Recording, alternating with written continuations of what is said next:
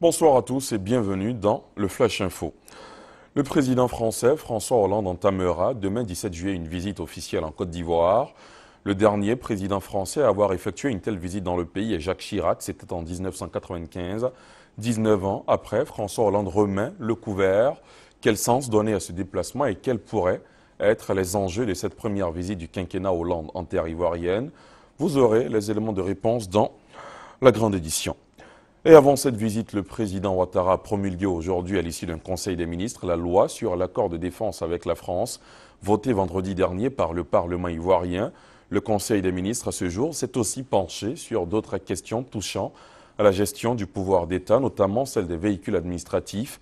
Quelques 1867 véhicules administratifs sont portés disparus dans la nature.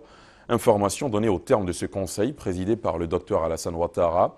Le porte-parole du gouvernement Bruno Nabagné-Koné a révélé l'adoption d'une communication lors de ce conseil des ministres pour une bonne gestion du parc auto de l'État.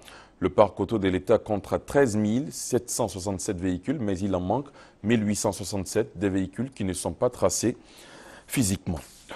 Les récentes pluies diluviennes tombées sur le district d'Abidjan ont fait plusieurs victimes.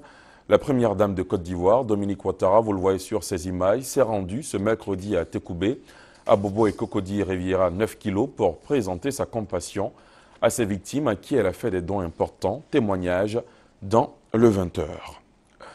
La revue annuelle des réformes politiques, programmes et projets communautaires de l'Union économique et monétaire ouest-africaine UEMOA en Côte d'Ivoire a démarré ce matin au plateau.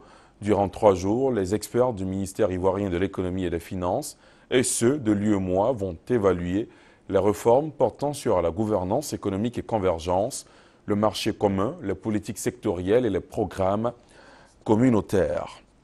À l'étranger, le gouvernement malien et les groupes armés du nord du Mali ont procédé hier à un échange de 86 prisonniers, signe de bonne volonté à la veille de l'ouverture des négociations de paix à Alger. Une quarantaine d'hommes de l'armée régulière malienne sont rentrés par avion hier à Bamako. Ils avaient été faits prisonniers lors de la bataille de Kidal fin mai dernier.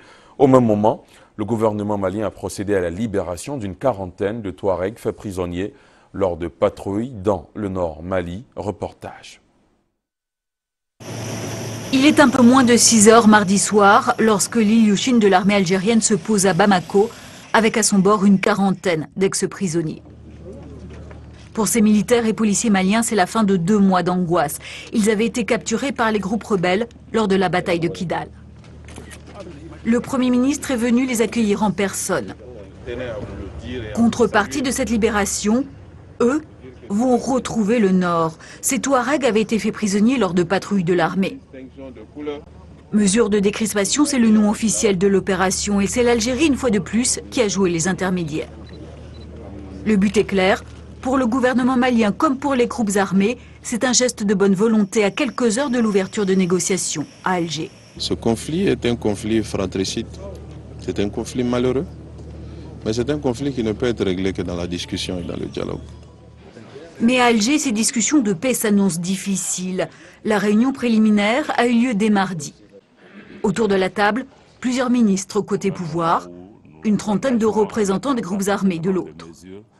Ces discussions sont les premières à réunir toutes les parties depuis les accords de Ouagadougou il y a 1 an. Seuls exclus, les groupes terroristes liés à Al-Qaïda. Nous, les représentants de la communauté internationale, nous allons les accompagner le mieux que nous pouvons pour qu'ils puissent dépasser ce qui les divise. Sur quoi débouchera ce nouveau round de discussion? Tous les regards sont désormais tournés vers Alger.